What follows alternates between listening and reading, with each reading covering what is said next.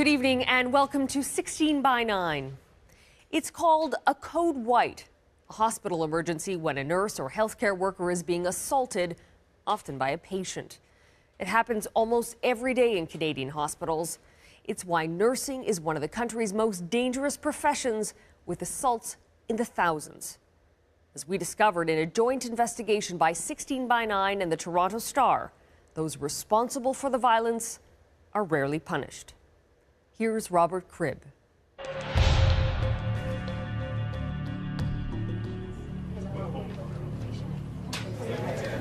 He was brought in from home with aggressive behavior. It's the start of the day shift at this hospital in Toronto. Tensions are already running high.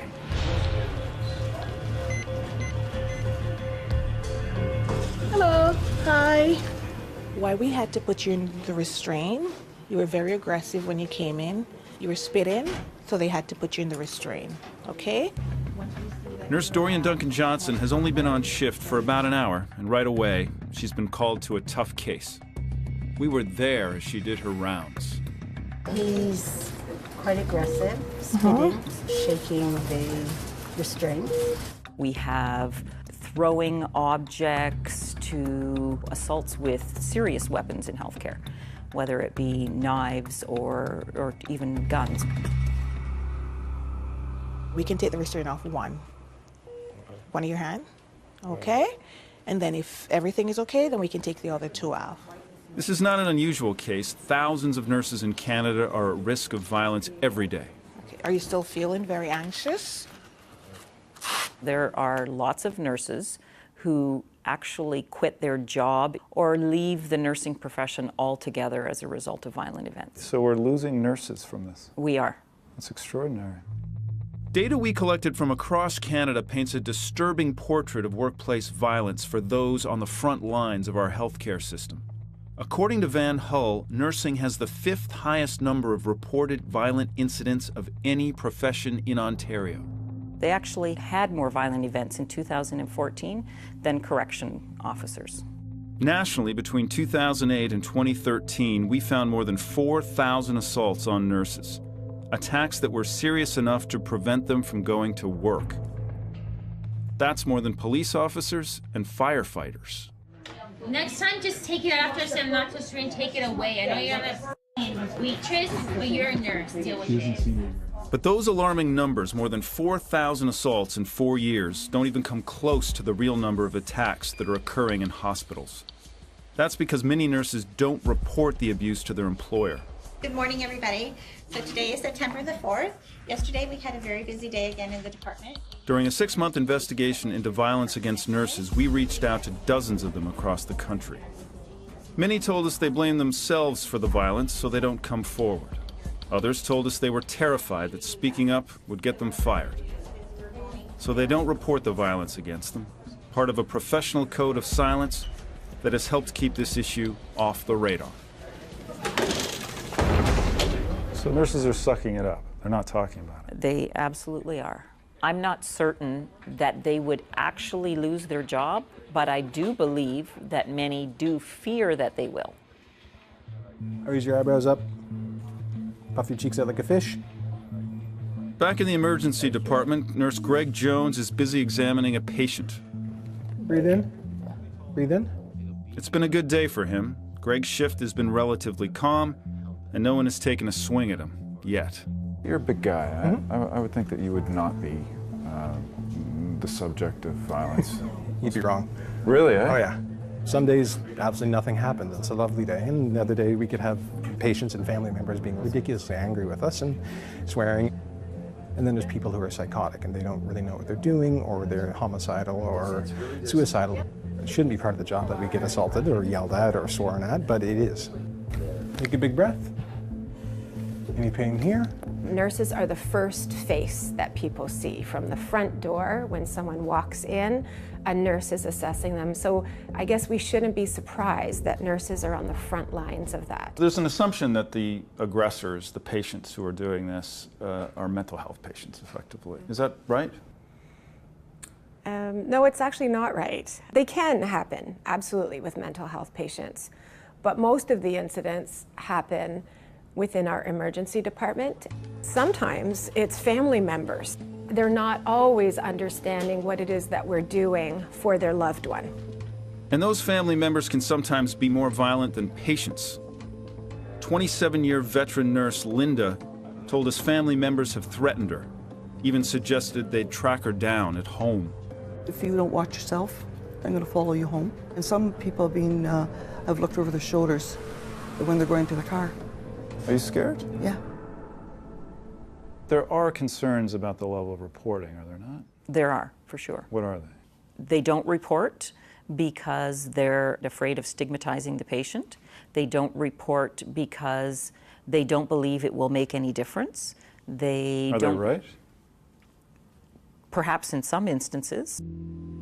We spoke with nurses in every province, and we heard the same story over and over again. Nurses are afraid to report. They're scared because they believe violence is just part of their job, and they're afraid to speak up out of fear of being perceived as a troublemaker by their boss.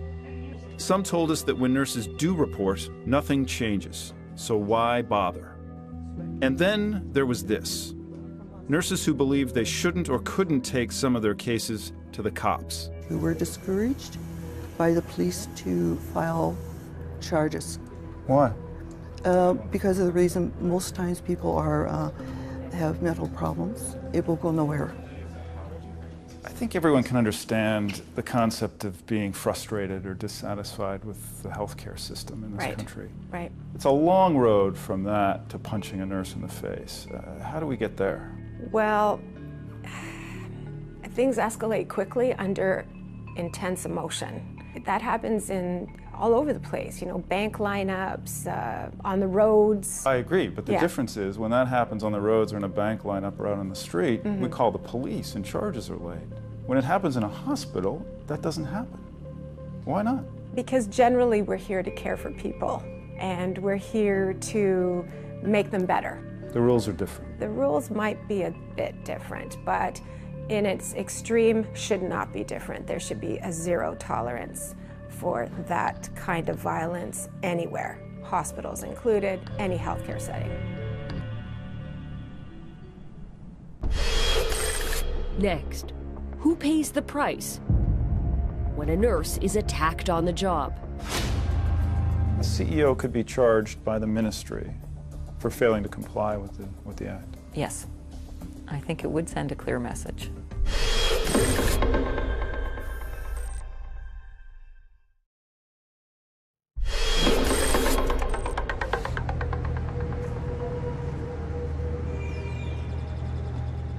I looked in the room and the patient was sitting very much at the edge of the bed and was actually pulling on a chest tube that we'd inserted the night before. So I called for some help. Went in and I was protecting the chest tube with one hand and reaching down to help guide the patient's legs back into the bed. They started kicking and punching. Just struck out and sort of hit me from behind. Vancouver nurse Rhonda Bennett was attacked by a patient almost a year ago, and she's still recovering. I remember at the time hearing like a popping sound. The joint had been basically crushed. I had to spend 2 months drinking protein shakes and fruit smoothies because I wasn't allowed to chew. For thousands of nurses across the country, this type of abuse is routine. They are getting stabbed, beaten, spat upon, and called the most horrendous names. Rhonda says it happens so often she's lost count. Had coffee cups thrown at me. Had another patient call for assistance, and when I came into the room, they tried to kick me. I had a patient try and stab us with a set of scissors. Ethically, I think every workplace should do everything within their power to protect healthcare workers. Where does the buck stop on this issue? It's not the patients, it's not the aggressors. So who is it? The buck stops at the employer. It's also the responsibility of the board of directors. Van Hull says under the Occupational Health and Safety Act in Ontario, heads of companies, CEOs, and board members can be charged for not keeping their staff safe. They can be charged for serious events. Outside of healthcare, we have seen board of directors that have been charged and even jailed. The CEO could be charged by the ministry for failing to comply with the act. Yes, That would focus the mind. I think it would send a clear message. No messages were sent in Rhonda's case, not to the patient or to the employer. The health authority did investigate Rhonda's attack and are taking steps to reduce assaults against nurses. But the fact is, there are very few consequences for abusing nurses. In the vast majority of cases, no one gets charged or fined.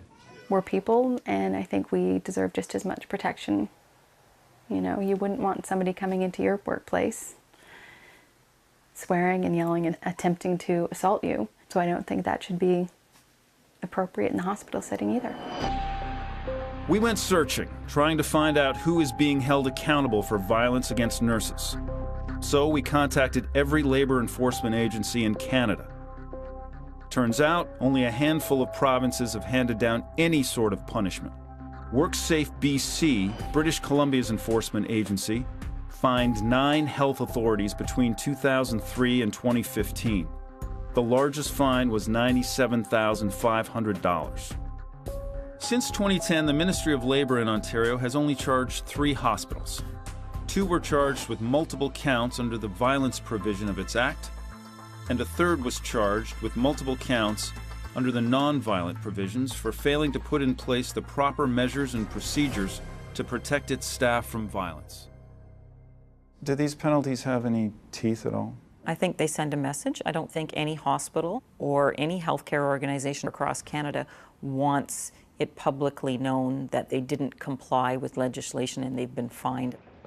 We sat down with the Ontario Minister of Labour, Kevin Flynn, to talk about the high levels of workplace violence in hospitals.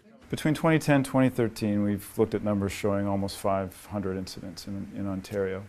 And yet only 2 charges related to violence under the Act. That's a big discrepancy. How do you account for that? And I think there was that cultural part of this that I think we're trying to overcome, that if you became a nurse or a doctor, that you would be asked to go into a violent situation and there was potential for you getting hurt. Obviously, it's completely unacceptable that anybody should get hurt on the job as a result of violence. Does this mean we're going to see more charges? Are you going to carry a stick on this? Well, certainly we are carrying a stick, and that stick we hope results in compliance, and we aren't afraid to lay charges if charges are necessary. It sounds like you are, though. Historically, it sounds like you have been afraid to lay charges against these hospitals.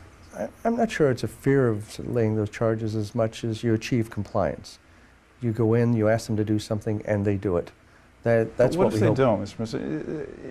Compliance can be inspired by enforcement, can it not? There has to be a consequence to not doing the right thing or to be told to do the right thing and deciding that you're not going to. I agree with you completely. I got to tell you, though, we've talked to a lot of nurses, and a lot of them say, to your point, we don't really report anymore because nothing happens. And in some cases, if we report, we get a backlash from this. And there's a feeling that they have that they're sitting ducks in this, and that there's no real oversight, that the government does not take action in these cases where they feel quite victimized. If I thought for a minute that there were employers who were trying to provide some level of retribution for them coming, that's clearly illegal. We don't tolerate that. We don't stand for that. If I've got a message for the nurses of Ontario is, if you have been underreporting, if things have been happening and you haven't been stepping forward, please don't continue to do that. One hospital that is trying to take a stand against workplace violence is Toronto East General Hospital. Irene Andrus is the director of the emergency department. If the general public comes in, we don't hesitate to tell them that their behavior is unacceptable, and if required, we do call the police in as well. Around this hospital, you'll find hundreds of security cameras. Nurses wearing high-tech personal alarms, and a flagging system that tells staff when a patient has a history of violence. It allows every healthcare professional who interacts with that patient to understand what happened and some of the triggers that may have influenced that patient to act out. How are you feeling now, right this minute? We saw how it worked firsthand when nurse Dorian Duncan Johnson took us to a case where a patient had been flagged. Someone who comes here a lot and we know they have the potential to be violent, then we have a system that we put in the computer that pops up that lets us know that we have to be extra careful. So if I've been flagged, Yes. I show up here this afternoon at the emergency department. Yeah. You're going to call up my name and it's going to indicate on your screen that I have a history of violence at this hospital. Correct. And I'm going to be given this blue band. It's a bit of a scarlet letter. Yes. That's pretty important information that a nurse needs to know that can prevent that kind of violence from happening with the next nurse that goes to care for that patient. So what's it like to walk into the room knowing this is what you're dealing with? Basically, we get quite a few patients like this. We'd normally have security right there, ready to put him in restraint. Like if I go in and he's like threatening towards me, being very aggressive, then I'll just make sure security's there, put the restraint on. The jury is still out on whether these extra measures at this hospital are making nurses safer. Still, the reality is it's one of the few hospitals in Canada with strict procedures to address the violence. In our investigation, we found no standard of security in hospitals. Some hospital units have security cameras, others don't. Some nurses have personal alarms, others don't. In Rhonda's case, she says the unit where she works doesn't have personal alarms. So if they need to get help, they have to get to a phone or shout. Can I get some help? And then someone goes down to the nurse's station and then calls down to security and lets them know that we need assistance on the floor. Rhonda hasn't returned to work yet. She's still in a lot of pain. But once she does, she hopes to never find herself attacked by a patient again. Chances are, though, it will happen.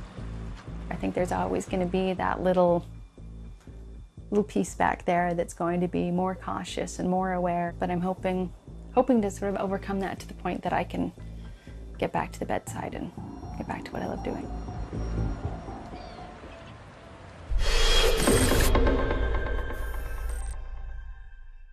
Running high.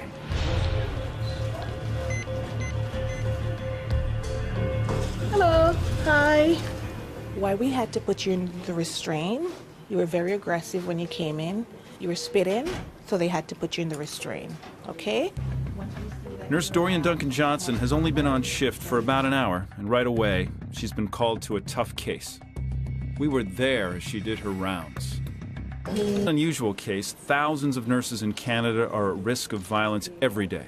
Okay. Are you still feeling very anxious? There are lots of nurses who actually quit their job or leave the nursing profession altogether as a result of violent events. So we're losing nurses from this. We are. That's extraordinary. Data we collected from across Canada paints a disturbing portrait of workplace violence. He's quite aggressive, spitting, shaking the restraints. We have throwing objects to assaults with serious weapons in healthcare, whether it be knives or even guns. We can take the restraint off one of your hand, okay? And then if everything is okay, then we can take the other two off. This is not an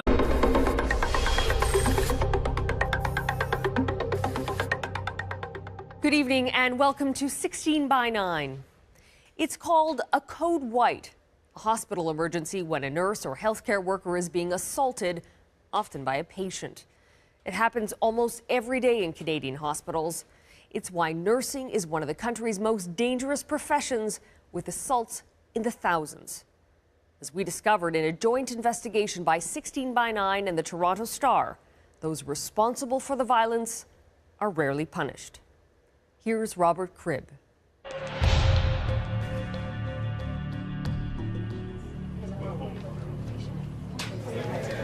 He was brought in from home with aggressive behavior.